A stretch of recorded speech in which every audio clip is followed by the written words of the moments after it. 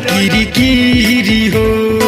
साढ़ू के धन साली ऐसे जन बचावा, जीजा के आवतनी भीरी हो, जीजा के आवतनी भीरी हो। दीदी घरे आइलू ना चोली रंगवैलू, होली ना कर किरी हो।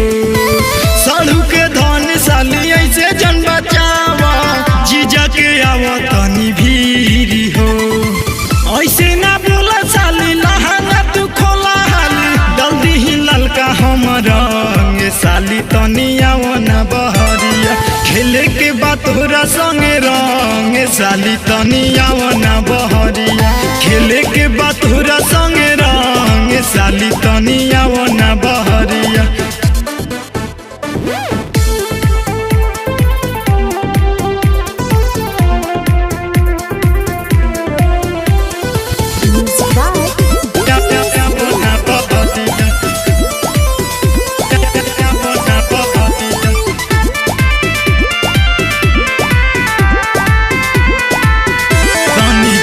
भिरियावा साली मन के मनावा, नहीं जनिए तोहा दीदिया तनी लहंगा घासे कावा।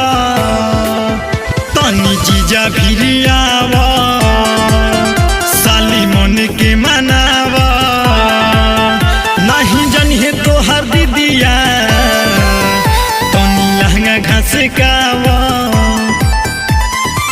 जादे न डालम सुके मन के मनाए मामा, होली में कर देलू भांग साली तनी आओ ना बहरिया। खेले के बात तोरा संगे रंग साली तनी आओ ना बहरिया। खेले के बात तोरा संगे रंग साली तनी आओ ना बहरिया।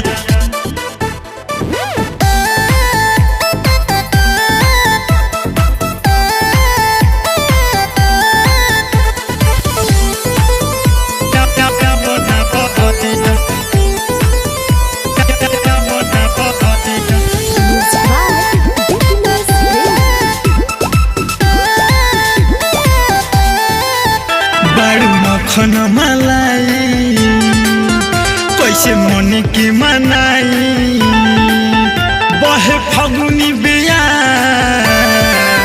साली लेलू अंगड़ाई।